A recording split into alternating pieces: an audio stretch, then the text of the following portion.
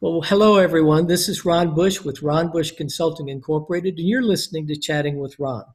Chatting with Ron is a segment of the information playground that provides an opportunity for you to hear from leaders who are making a difference. They may be authors, as is the case today. They may be CEOs or government officials or from any walk of life. He also happens to be a CEO, our guest does today. But Chatting with Ron is broadcast on WVLP FM on Monday mornings from 8 to 9 and Friday afternoons from 1 to 2. WVLP is a local FM station in Valparaiso, Indiana, located at 103.1 on your FM dial, or stream us from WVLP.org. Check out their website to find out all that they're doing in the community and how you can be a part of that. Check out ronbushconsulting.com to check out what we're doing and how you can be a part of that. If you prefer to listen to us on demand, you can find Chatting with Ron on Apple Podcast, Spotify, Overcast, Breaker, and more. Just look for us on your favorite podcast platform under Chatting with Ron.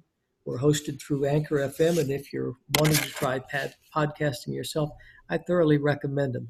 It's a new relationship, and I'm really enjoying it. Our guest today, I've really been looking forward to. I've been reading his book and just thoroughly enjoying it. His name is Dr. Gleb Tsipursky. He's known as the disaster avoidance expert, and he's on a mission to protect leaders from dangerous judgment errors known as cognitive biases by developing the most effective decision-making strategies. He has over 2 decades of consulting. If you're watching this on video, we're also in the process of going to YouTube. So look for Chatting with Ron on YouTube to find it. If you're watching him, he doesn't look old enough to have all this experience, but he's got over 2 decades of consulting, coaching, and training experience as CEO of disaster avoidance experts and over 15 years of experience in academia as a cognitive neuroscientist and behavioral economist. Dr. Tsipursky writes for Inc. magazine, Time, Scientific American, Fast Company, and Psychology Today. A best-selling author in his new book, or the one we're discussing today. He's got another one coming out.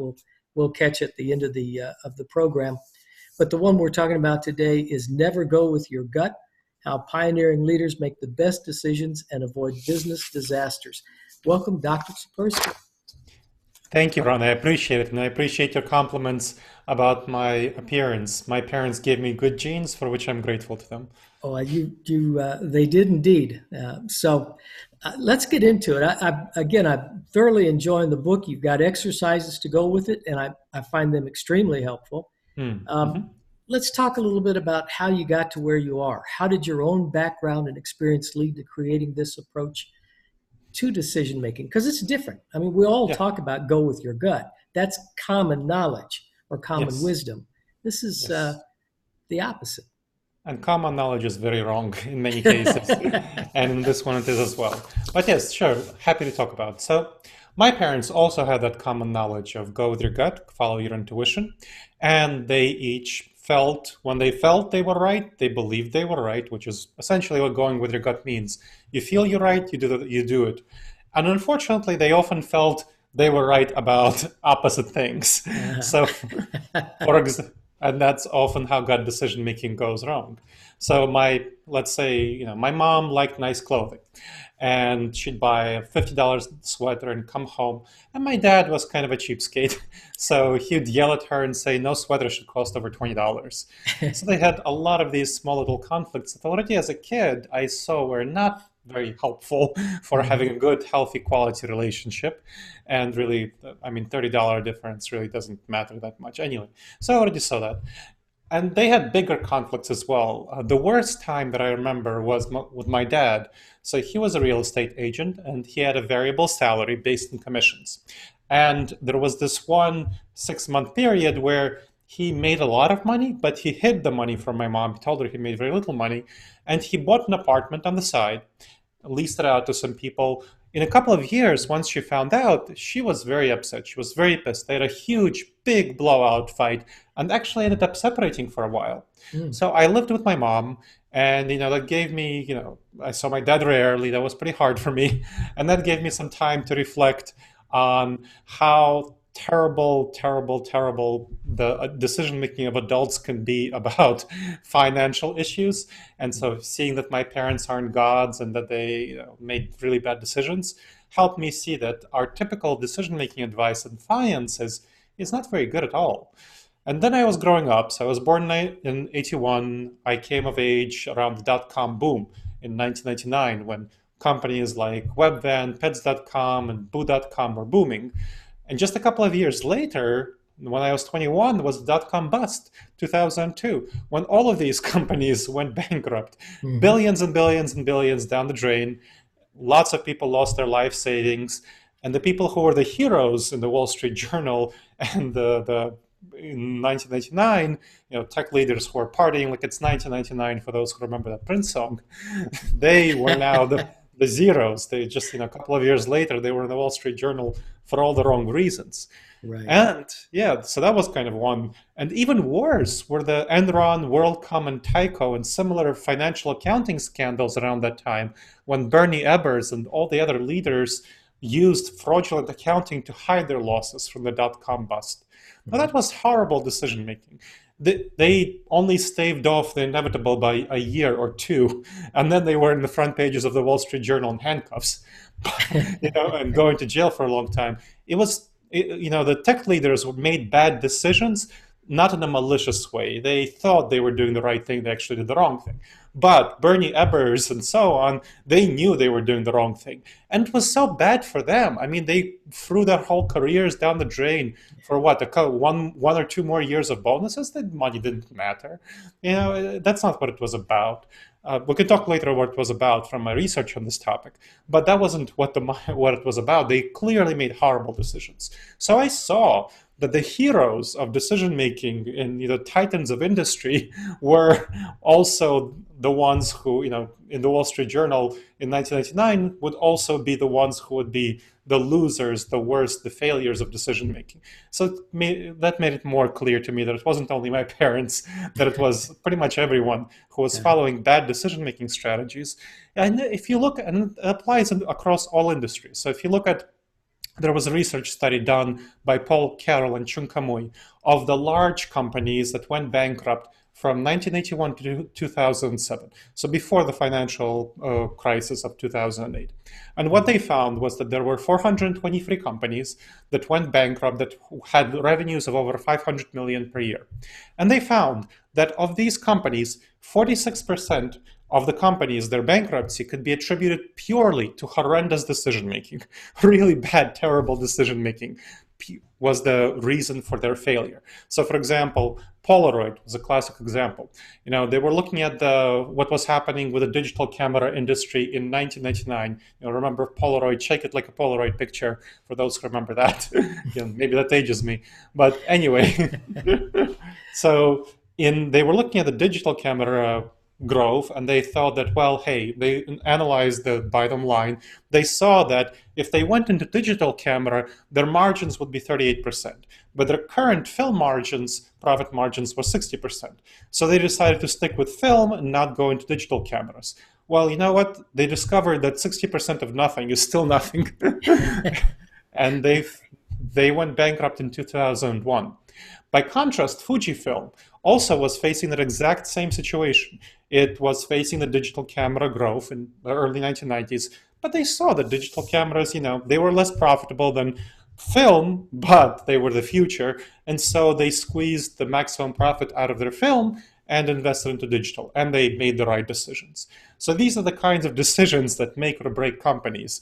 And 46% of these companies went bankrupt due purely to bad decision making by their leadership. So that caused me to really look at how do leaders make decisions? How do they make good decisions? How do they make bad decisions? And how can we prevent them from making bad decisions and help them make good ones? Not only leaders, but everyone, professionals of all sorts. And I went into studying this topic, which naturally led into training, teaching others on it. consulting, coaching, and so on, which is what I've been doing for the last 20 years since I got interested in this topic. And I went into academia. So I have spent over 15 years in academia studying and researching this topic, publishing peer-reviewed papers in cognitive neuroscience and behavioral economics. And that's what my new book combines. It combines my 20 years of experience consulting and coaching folks on these topics, along with the cutting edge research on how do we address the problems that come from our bad intuitive decision making. That's why the book is called Never Go with Your Gut: How Pioneering Leaders Make the Best Decisions and Avoid Business Disasters. Great, great. Well, you mentioned some poor decisions by CEOs and businesses in the past. Let's talk about some recent business disasters in the news that will likely haunt the company for years. Probably the biggest one that's very, very prominent in the news right now is Boeing. I mean, look at what's happening there. They made some horrendous decisions around the 737 MAX. Right now we're getting all the emails that are coming out saying how they cut corners and all the chaos and incompetence of their companies and neglect of safety and fooling regulators into approving the 737 MAX early on were much quicker and sooner than it should have been approved. And we know now, looking at the internal decision-making process, that it was really bad, that Boeing cut corners. They were way too confident about the quality of their planes, and that led to 346 people being killed.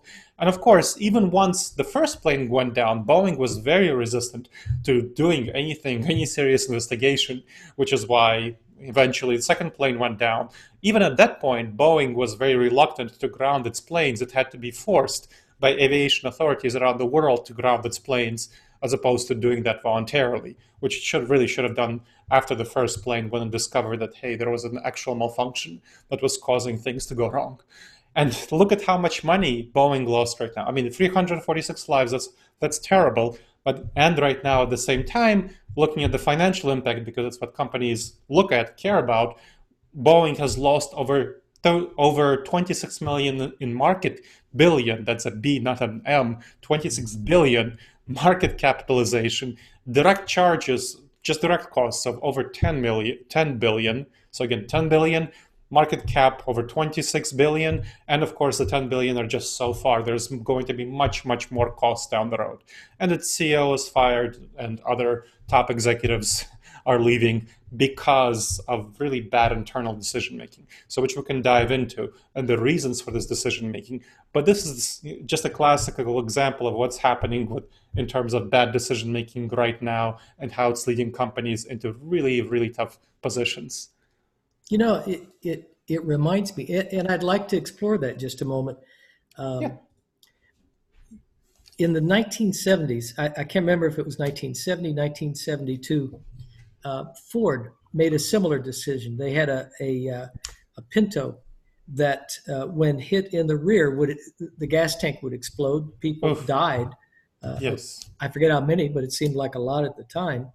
A lot of money was lost, and they lost a lot of reputation. Now they gained back in the recession because they were the only ones that didn't ask for money, and there was this whole kind of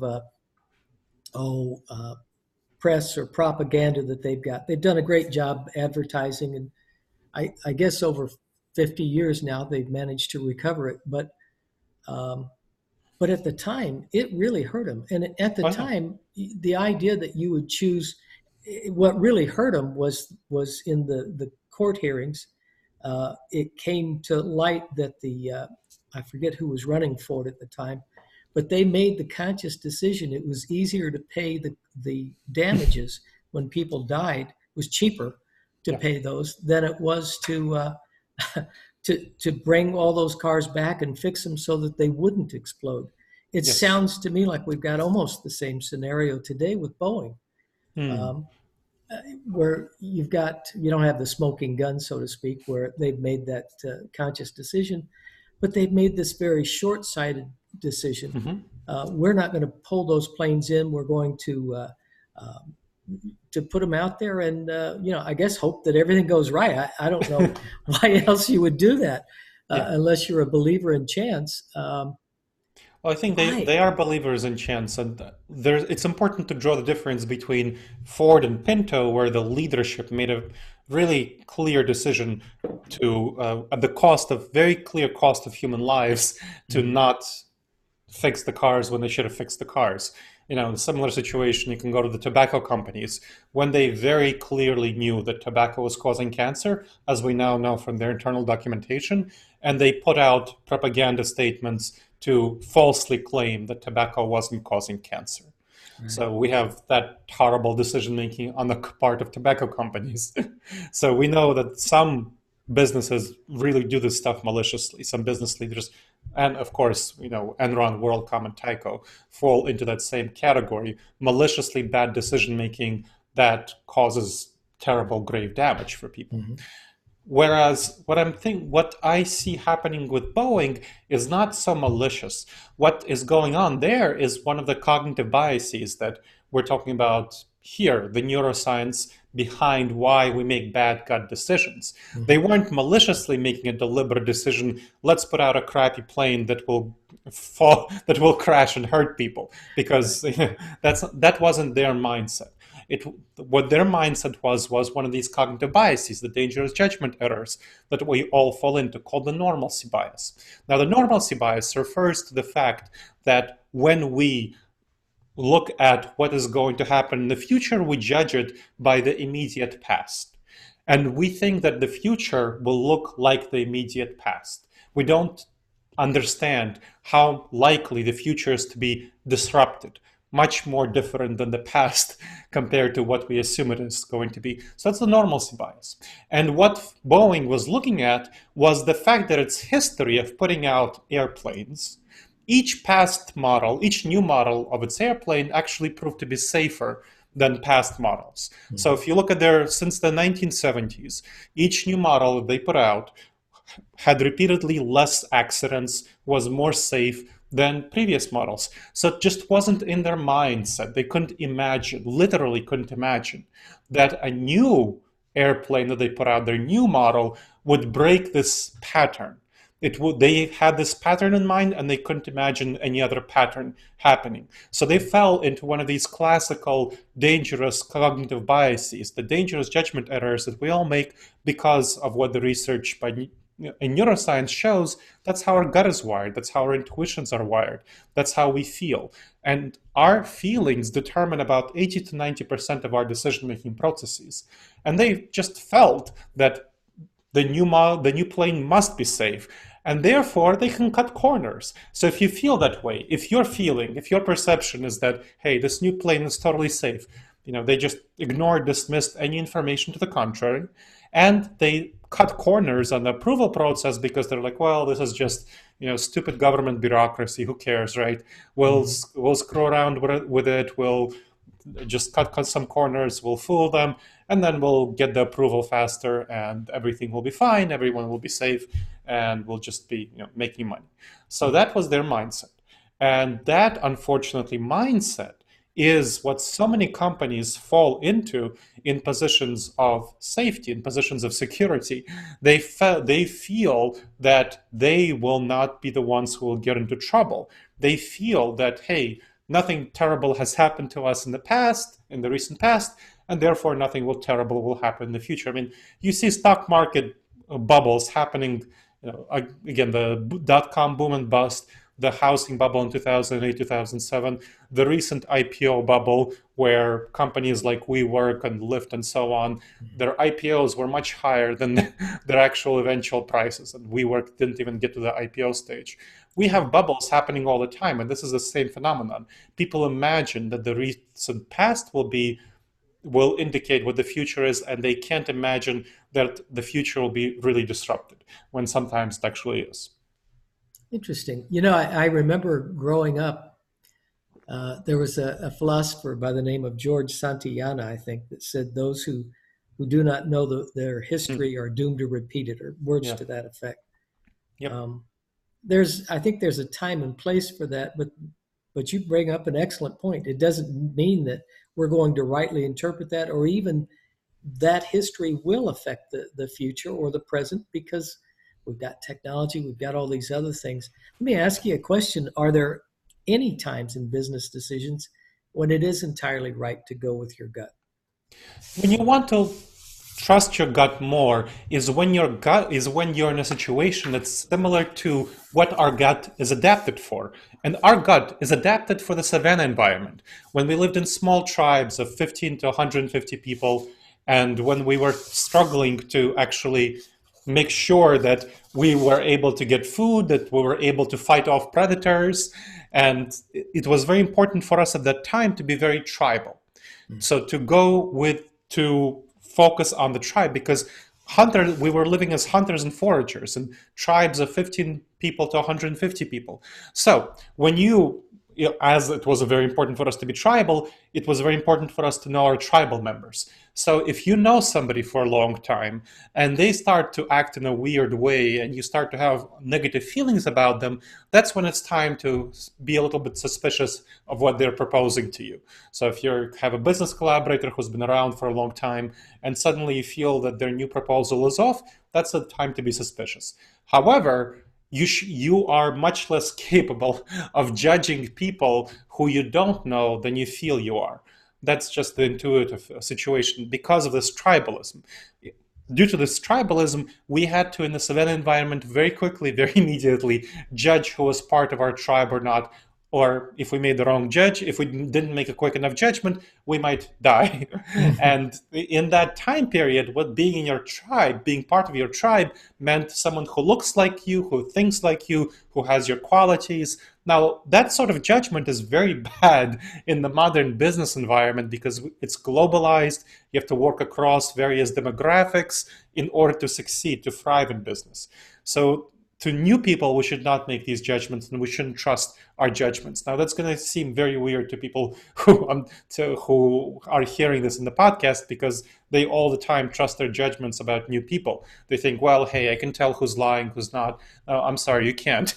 There's extensive research showing, we have research done on the NSA, FBI, CIA, police forces, whatever, Secret Security Service, showing that people they don't know, they show them camera observations of people they don't know who are either telling the truth or who are lying. And the police officer, the security agent, was asked to guess whether they're lying or not. Well, their accuracy was 52% on average, which is just about as good as throwing a coin, as flipping a coin. So, you're not going to do better than a trained security agent. I think the Secret Service was the only one who did better than flipping a coin. So you are really not going to do better than them. And you can't trust your intuitions about new potential business partners, employees, and whatnot. That's why there's much more effective techniques that you can use to assess them that are counterintuitive, as opposed to trusting your intuitions. I want to follow it up with getting into some of that, but first it strikes me, I used to be one of those people that thought I was a good judge of character, and then I started hiring people for a living and realized I wasn't as good as I thought I was. I've heard all my life, and you hear this now: trust your heart, trust your instincts. Maybe not so much. There's a reason that there is a 40% divorce rate in this country for people who trust their heart, right? And again, about as good as flipping a coin, right? 40%, and nearly as good. So what are some things we can do? You just mentioned it. There are some things. I'm noticing in your book, I've made notes here. SWOT, strength, weaknesses, opportunities, and threats are false comforts. They're traditional planning assessments, but they're really not that effective. I've taught that at university. I've been a professor and I've taught in business classes, especially when I recall in entrepreneurship, to use that system. Now I'm finding out, well, what else should I be doing? Well, how should I be approaching it different? Well, let me just clarify why SWOT is not helpful for folks who don't know much about it. The SWOT analysis looks at a group or individual having an evaluation of their strengths, weaknesses, opportunities, and threats facing their career or their business or whatnot. And unfortunately, the SWOT is not very helpful at all. It gives you a sense of false comfort, like Ron mentioned, because we as especially entrepreneurs, especially people in business and leadership positions, tend to be way too optimistic about their future, about their business, about their skills, about their abilities. It's natural, it's intuitive, it's harmful, very harmful for our business that when we're too optimistic. So we tend to list too many strengths, too many opportunities, not nearly enough weaknesses, not nearly enough threats. Whenever I do a consulting contract for a company or a coaching contract for an individual and they have done a SWOT, I go through it with them and they see and I show them that, hey, are these really your strengths and opportunities? What about all of these, kind of, you're really exaggerating here. And what about these threats and risks and weaknesses that they're not putting in? Well, that's what happens. We tend to underestimate these problems. And as a result, when we invest our resources and make our strategic plans on the idea that we are much stronger, have many more opportunities, many less risks and weaknesses and threats than we actually do, that's when we get into a lot of trouble. That's why companies that are growing are especially likely to fail. Because when they invest into growth, they tend to not see all the kinds of problems that are likely to face them when they run out of cash, for example. That's a frequent thing that happens. So that's a big problem. And the people in a leadership position who aren't used to how to grow a company effectively, from 50 people to 150 people. 50 people, you can actually know everyone and communicate to them, although it's hard. 150 people, that's much harder. So if you try to use the same methods to manage 150 people as you do 50 people, you're going to run into a lot of trouble. And people burn out and so on. So that's bad. That's why you shouldn't use SWOT. Now, what you need to do is, first of all, learn about all these cognitive biases, all these dangerous judgment errors that tend to cause us to make really bad decisions. We already talked about the normalcy bias. We talked about the optimism bias.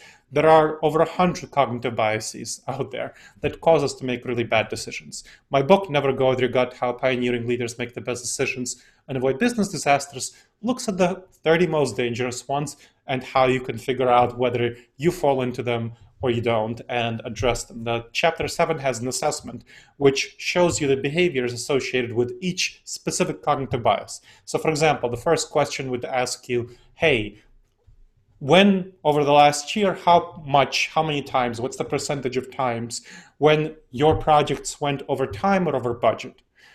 Or likely both. And so, whenever I ask that in a training for executives, I get anything from, let's say, 5% to 98%. And when it's 5%, that's totally fine. It's not a big deal. When it's 98%, you're in a huge world of pain. So you don't want that situation happening to you. So that's the cognitive bias known as the planning fallacy, where people tend to feel really good about themselves, about their plans, and so they tend to not see the problems and mistakes that might happen with their plans. And that's something you need to learn about if that's something you and your team tend to fall into. So first of all, learning about these problems is the first step. And then there are specific counterintuitive techniques that are described in the book, and we can talk about them now, that would be effective to address a number of these cognitive biases altogether. Why don't we take a quick, just a pause, so that I can identify the station and remind folks who they're listening to and what they're listening to. And when we come back, let's talk about some of those. So you're listening to Chatting with Ron. I'm Ron Bush with Ron Bush Consulting, and Chatting with Ron is really an opportunity for leaders who are making a difference. They can be authors, as Dr. Tsipursky is. They can be CEOs, government officials, or from any walk of life. We're broadcast on WVLP, that's an FM station local to Valparaiso, Indiana. We're on there Monday mornings from 8 to 9 and from 1 to 2 Friday afternoons. Best to stream that from WVLP.org. And let me encourage you to visit ronbushconsulting.com as well. But the podcast part of this can be found on Spotify, Apple Podcast, Overcast, and Breaker, and there's a few more. You can also find the video portion of this on YouTube. Look for Chatting with Ron.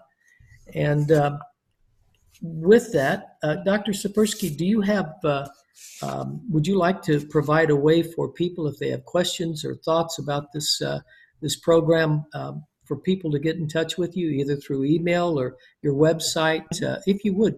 Uh, I'd like to offer that now and then again at the end of the program as well.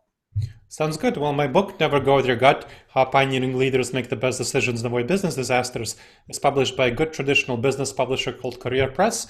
So it's available in physical bookstores everywhere, Barnes & Noble, your indie bookstores, university bookstores, and of course online on Barnes & Noble or Amazon or anywhere else you get your books. My content is available on disasteravoidanceexperts.com. Again, disasteravoidanceexperts.com. There's going to be a lot of articles, videos, podcasts, white papers, manuals, multimedia packages, and consulting, coaching, speaking services. And I want to make sure that you check out disasteravoidanceexperts.com/subscribe for a free 8-module video-based course on Decision Making 101 called the Wise Decision Maker course. Again, free 8-module video-based course, disasteravoidanceexperts.com/subscribe. And I'm pretty active on LinkedIn, so you can connect with me there, ask me questions. Dr. Gleb Tsipursky, GLEB TSIPURSKY. Excellent, excellent. I'm going to check out that 8-module video that you mentioned. It's an excellent website, so I encourage folks to go there. So, so let's pick up where we were. What are some of those things that we can do to help make better decisions? So I want to talk about 3 things. One is how to make quick decisions fast and effectively. So folks in business have to make a lot of quick decisions, and there's a technique that they can use to make their quick decisions much more effective and much less risky than they otherwise are. Then there is a second technique which they should use. That's a much more in-depth technique. That's for more important decisions when you're deciding to launch a new product, move your headquarters, make a key hire. That's about an hour-long technique. And finally, there are 12 mental habits to improve your mental fitness and address each of these dangerous judgment errors effectively. So let's talk about the quick technique first. Now, I want to make sure that you understand it's a really quick technique. It asks you to ask 5 questions about any decision that you make. And for understanding how quick it is, there was actually this technique, and a version of this technique was taught to firefighting leaders in the UK. Now, firefighting leaders in the UK, they literally had to make decisions in the heat of the moment. They have much less time than business leaders to make a decision about how to invest their firefighting resources. And research, when there was research done on them, cognitive neuroscience and behavioral economics, showed that about 80% of firefighting mistakes come from human error. And so in order to address these kinds of mistakes, which can have much more danger than a business bankruptcy, then what they did was have them ask 3 questions about any firefighting situation in which they find themselves, and then invest the resources of firefighting accordingly. And they found that asking these questions didn't actually decrease the speed of their decisions, but it greatly decreased the number of mistakes. So let's talk about the 5 questions you should ask in the heat of the moment to make sure that you don't screw up an important decision like a client meeting or sending an important email to somebody that you don't want to upset, or choosing a supplier for non-critical parts, a vendor, or something like that. First question: what important information didn't I yet fully consider? So what evidence didn't I yet address? Our intuitions, our gut reactions cause us to specifically look away from information that doesn't fit our preconceptions, that doesn't fit our beliefs. It's called the confirmation bias, where we tend to look for information that confirms our beliefs, ignore information that doesn't. And there are a number of other cognitive biases similar to this. Now, this question, what you want to use it for is to use it to look for information that goes against your intuitions. Try to show that you're wrong. Try to prove that you're wrong. Look for information that shows that you're wrong. If you can't find it, great. But if you can find it, that would be very useful to you. That's first. Second, what dangerous judgment errors didn't I yet fully consider? So what cognitive biases might be relevant to this question that you didn't address?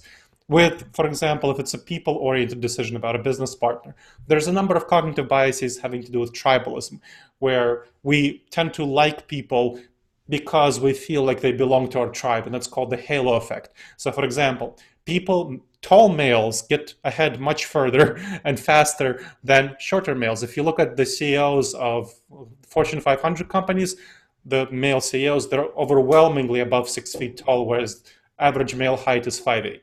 That's because there's a positive association with height, which causes people to feel like these ones that they're looking at are higher in the tribal hierarchy and make mistakes in terms of evaluating these people. And there are many, many others. So you want to know what kind of cognitive biases are in general associated with your specific decision and whether you've addressed them. Third, what would a trusted and objective advisor suggest you do? So think about someone who's a trusted, objective advisor to you. Think about, maybe Ron here, someone who you trust, someone with a little angel on your shoulder. What would you tell a friend to do in this situation? The usefulness of this question is that it takes you outside of yourself, and you get about 50% of the benefit just by asking this question. And of course, you can get the other 50% of the benefit by calling this person, whoever the trusted objective advisor is, or if you're a millennial, texting this person.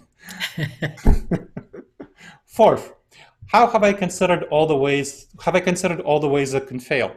What have you done to address all the ways this decision can fail? So, for example, let's say you're writing an email to a client. Have you read the email, an important email? Have you read the email from a hostile perspective? Let's say your client would be in a bad mood. Imagine that, right? Have you read the email from the perspective of someone who's in a bad mood? Can anything in the email be interpreted in a negative fashion, in a harmful fashion that would damage your relationship with the client? And believe me, it happened before with me, and I've learned to really read my emails, important emails to clients, from the perspective of a hostile, negative mood client.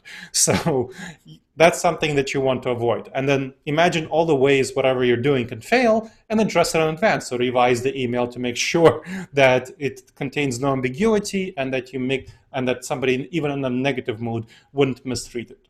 Finally, what would cause you to change your mind? So what would cause you to reconsider this decision? When we're in decision-making state, kind of this executive state, we are in a very different mental state than when we're implementing the decision. So when we're implementing the decision, when we get information that cause us to actually reconsider it, we are much less capable of doing so. So for example, Boeing having the first plane crash go down should have really reconsidered its decisions, but it was not in a mental state. The leadership wasn't in a mental state to reconsider the decision.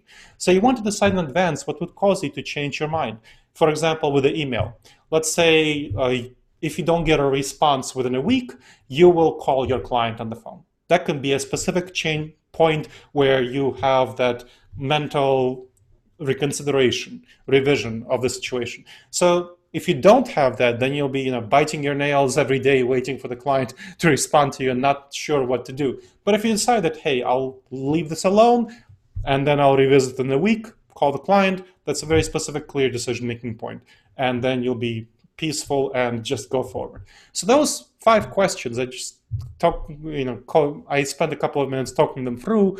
They will greatly help you address a lot of the typical decision-making errors, the cognitive biases that you run into. Now, what they do is they minimize the risks. They remove problems. There is another technique that can help you maximize the rewards as well as remove problems, and that's for a more major decision-making strategy. But I'm going to stop here and see if Ron has any questions about this one.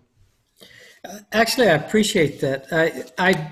I've developed some of those traits just simply from bad experiences. You mentioned one on your own. Putting things in print is much harder than verbally, or especially sitting across from each other. When you're in front of somebody, you've got facial expressions, body language that you can communicate with. You don't have that in print.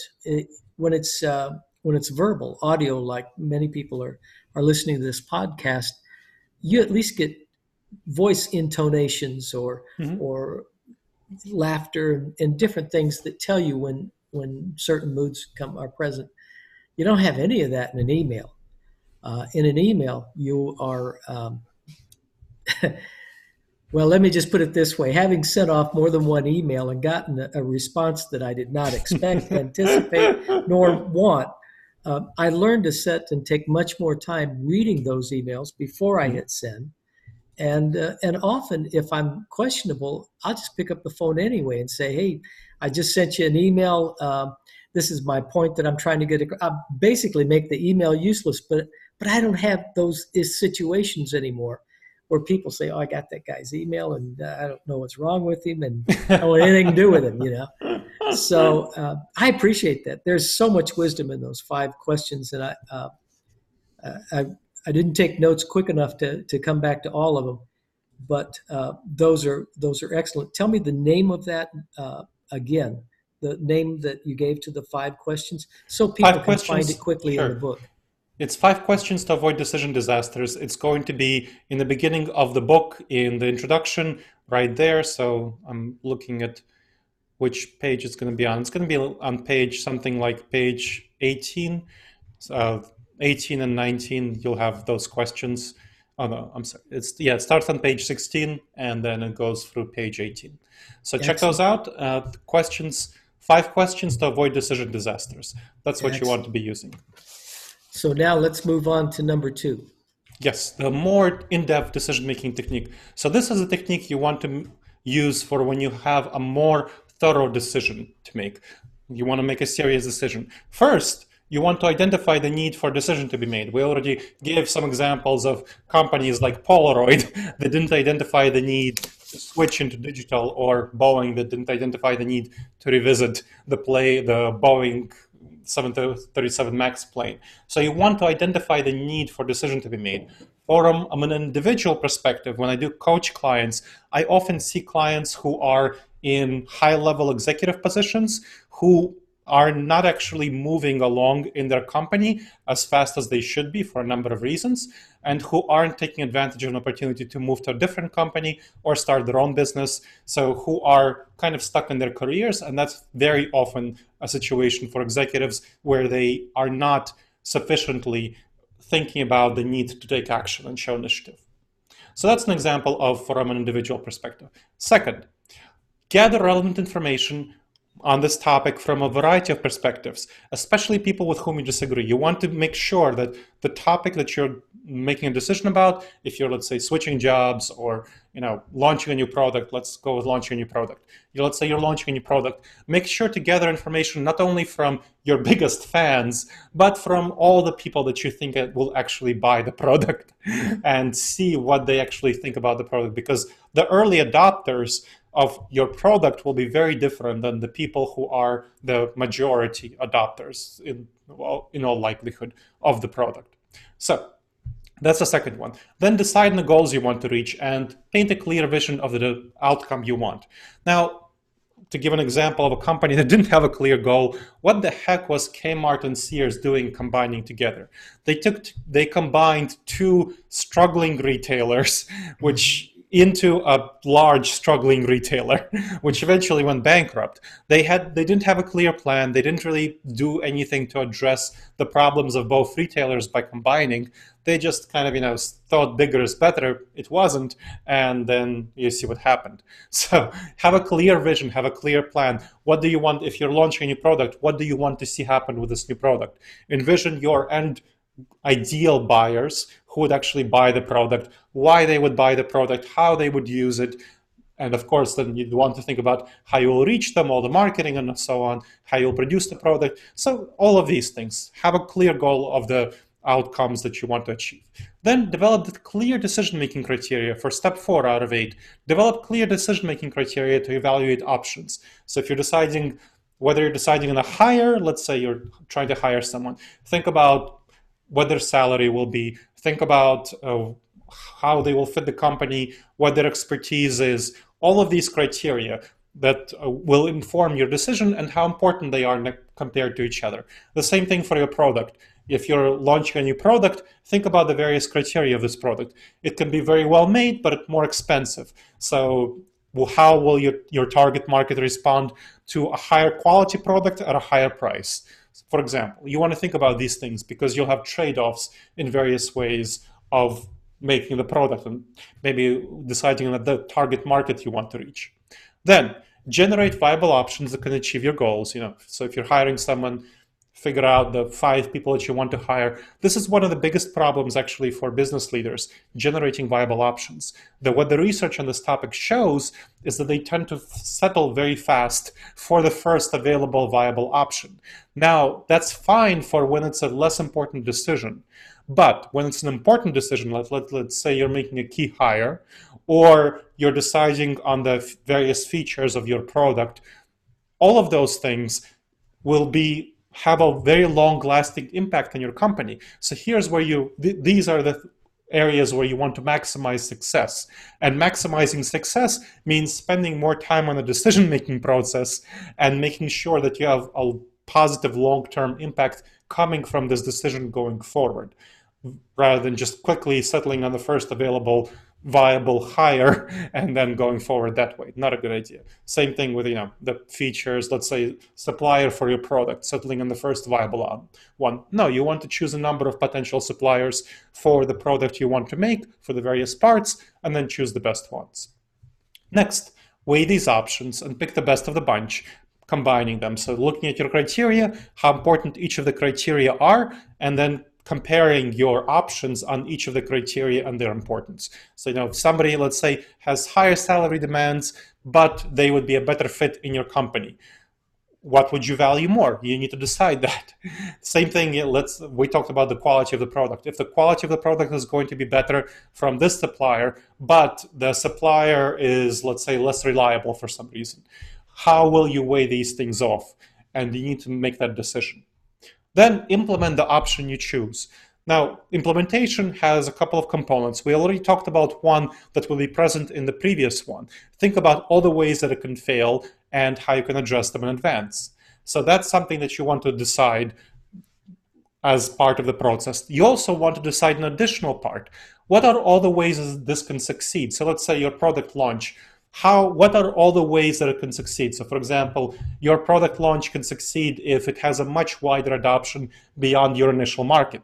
That's what happened to Impossible Burger. Impossible Burger thought they were making a burger for the vegetarian vegan market. Now, when they actually came out with the burger, they saw that something weird was going on. Vegetarians and vegans were kind of meh about it, but yuppies, millennials were eating it up, literally. And what happened with that is that these millennials chose to go for a less meat-oriented burger because they still wanted the burger experience, but they also cared about climate. So it was less about saving animals than about climate change, having a more sustainable burger. And so that's why Impossible Burger and Beyond Burger are becoming so popular. And you see companies going after the vegetarian burger market, who are large producers of meat products and so on, because they see that, hey, they actually have mainstreamed the vegetarian burgers. Finally, evaluate the implementation process and revise as needed. You want to measure. So here's the step where you decide on the measurements of success. For example, let's say with a product launch, you decide that, hey, if I reach 4.5 million within the first 6 months, 4.5 million in revenue within the first 6 months, that will be great. That means my product is doing well. And you have specific metrics against which you can evaluate that. So whatever metrics are relevant to each decision. Now, if you don't meet that metric, you want to go back and seriously revise your product launch plan, maybe revise the product itself. And if you do meet that, that's great. You'll just keep going forward. So you want to make sure that you measure the success and revise things as needed over time. So that's the 8-step process to maximize the success of a decision, as well as to minimize the risks. And that's the process you should be using for any serious decision that will seriously impact your bottom line. Excellent, excellent. You covered a lot of ground there. I was especially interested in what you had to say about Sears, because I wondered the same thing. Here's a company that owned the marketplace early on. They and Montgomery Ward's, who went bankrupt a number of years ago,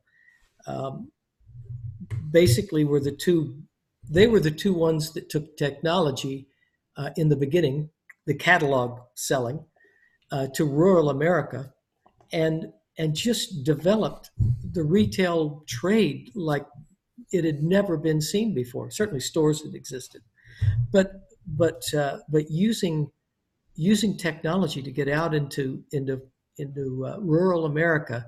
They sold houses at one time.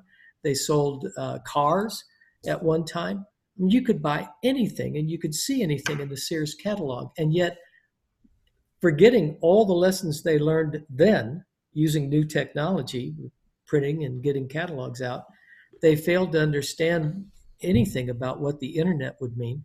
And most of retail followed them. Yeah. It's only a few retailers that have managed to hang on. We've watched FAO Schwartz, we've watched Saks Fifth Avenue. A lot of these stores are still in business, but they're barely hanging on, or they're just coming back. An Yeah. awful lot of them are bankrupt forever simply because they didn't. You talked about having an eye to the future, looking at decisions moving forward. And we talked earlier about living in the past, or believing that past decisions will help you make decisions about the future. It just doesn't happen that way. Mhm. Um, Yeah, that's very fast, insightful, Ron. The failure to look at technology. We don't, and that's again falling into a number of biases where we tend to imagine the future is going to be like the past. And unfortunately, for many people, it's not. Our world is growing increasingly disrupted. We don't know what the future will be like. And we need to actually invest resources into being as flexible and resilient as possible instead of assuming that the past will go, the future will be as the past, or assuming that there will be one specific future course of action. So resiliency and speed are much more important, adaptability. And that's what's something that a lot of companies are getting wrong. I think you're exactly right, and I think the proof is in some of the larger companies, which you have to wonder now. Let's take PayPal or Uber. Lyft has followed them. Those are certainly disruptive companies, Mhm. but now they've become major players. Mhm. Amazon's become a major player. Amazon seems to take your advice to heart. They Mhm. seem to be looking into all different avenues and trying to master everything new. Mhm. Apple, I think, is starting to be that way. Although I wondered for a while about Apple if they were going to go down the same road others. Do you see do you see some of the big ones? And I mentioned PayPal and Uber. Do you see them making the same mistakes that companies have made repeatedly in the past? Mhm. Not using your formula for decision making. Mhm. I definitely see companies like Uber and Lyft making bad mistakes and really trying to invest into growth and into conflictual disruptive businesses, let's say into scooters, where they are actually big players right now. And their reputation, unlike Lime and all of these companies, the reputation of Uber and Lyft is actually hurt quite a lot when they invest into scooters. And then, I mean, then actually they aren't thinking about what the consequences will be for their public relations. Same thing for, let's say, sexual harassment. I mean, Uber and Lyft are well known for not being nearly at the forefront of the sexual harassments that's going on there. And that's why the city of London has recently banned Uber from actually having licenses in the city of London. So the city of London doesn't have any Ubers left. And that was a huge market for Uber. That's kind of, what is it, 9 million people? So it's huge, and that's a huge loss. And that's an example of where they're not thinking about their reputation and not really investing into that. Whereas companies, let's say like Google, they have more thoughtfulness about their reputation, what they're investing into. Amazon also. So they're looking at various aspects that they can cover, various angles that they are not covering and that they need to cover. Right now, there's a lot of threats with some of the more edgy Democratic candidates wanting to break up big tech and so on. And that's an example of where big technology has not really focused enough on its reputation and enough on protecting its reputation, showing all the positive benefits of what they're doing. So, of course, you will have some politicians who will then take advantage of that reputation loss, reputation lack. And they're not thinking about how much people are making decisions based on emotions, based on what they feel about these companies, which is what reputation is, how you feel about a company. Right. So if you feel bad about a company, you're really not going to care if the politicians are going to break them apart, or you'll support the politicians who will break them apart. because these companies are doing bad things like disrupting the like leaving scooters all over your streets. I Mhm. don't like that. I don't like it that I have scooters all over my sidewalk. But if it's Lime or Bird doing it, those are small companies. You're not really going to break them up. But if Uber is doing it and Lyft is doing it, then they're going to get in trouble, and Right. they will have some serious consequences. Excellent. So we're heading on to the downside here. We've got a few minutes left, and I don't want to run out of time. First off, let me just ask you so we can deal with this in a timely manner. We've got about 5, 6, 7 minutes left.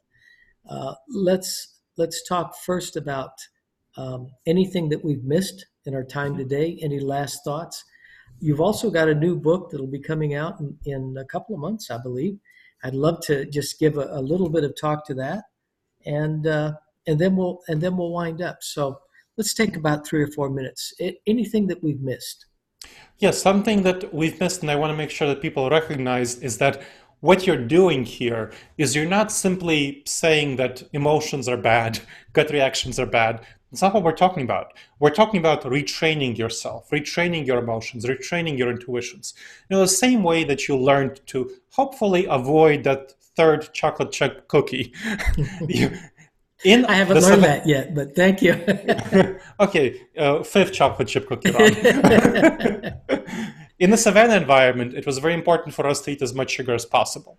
That was critical for our survival. So we're the descendants of all of those who, when they found, honey from honeybees or whatnot, or lots of fruit, they were able to eat all that fruit, and their stomach might hurt, but they had the food that they needed to survive. Well, right now we're not in an environment where we should eat all the sugar that we can find, but unfortunately, we still have that instinct, which is why we have the obesity epidemic here in America. So you hopefully have learned, many of you, that you should probably stop at the third chocolate chip cookie.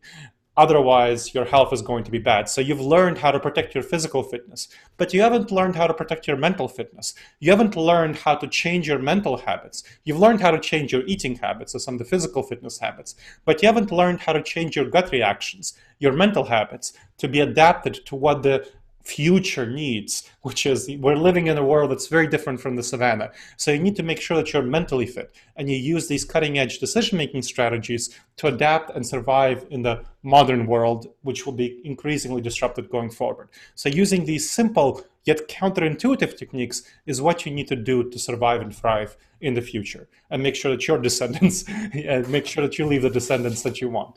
So that's the kind of a mental fitness, the concept, the broader concept behind what I'm talking about here.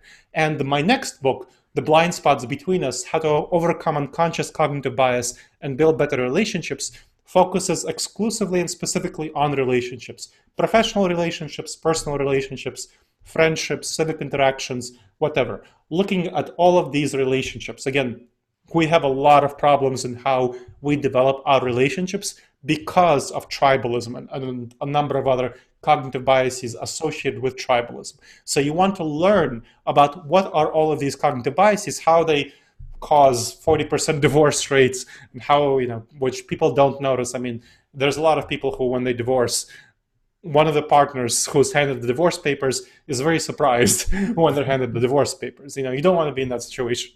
You want to make sure that you're able to effectively, collaboratively deal with your relationships, and that they thrive in the workplace and in the home and in civic community relationships with your friends and family as well. So that's what my next book is about. The Blind Spots Between Us, How to Overcome Unconscious Cognitive Bias and Build Better Relationships, out in April 2020 with the great psychology publisher New Harbinger. Well, Dr. Tsipursky, I thoroughly enjoyed the book I'm reading, Never Go With Your Gut. I've enjoyed our time today, and I really look forward to your new book, Blind Spots. Anyone who's got to make decisions, which I think encounters all of us that are humans, Never Go With Your Gut is an excellent resource for that. It's very easy to read. It's well organized. I just endorse it heartily. Thank you for being on our program today. Thank you so very much for inviting me, Ron. It's a pleasure to share my expertise with folks, and I hope they benefit. Well, I hope they do as well. I hope they buy your books. And one more time, how do people reach you? Let's give your website again. DisasterAvoidanceExperts.com is the website where there's a lot of blogs, videos, podcasts, articles. There's manuals, multimedia packages, and services like consulting, coaching, and training. Make sure to go to DisasterAvoidanceExperts.com/subscribe for a free 8-module video-based course. So again, 8 modules, video-based modules, free course on DisasterAvoidanceExperts.com. It's Decision Making 101 called the Wise Decision Maker course. And connect with me on LinkedIn. I'm pretty active there. Happy to answer questions. Dr. Gleb Tsipursky, GLEBTSIPURSKY. Excellent, excellent. Well, this is an end to our program. Again, you can find us chatting with Ron. You can find us on YouTube, Apple Podcast, Spotify, dozens of places on our website, ronbushconsulting.com, and find us on WVLP. It's an excellent radio station, and they do a great deal of good things in the community. So thank you for being with us today. Thank you, Dr. Tsipursky, and have a great day.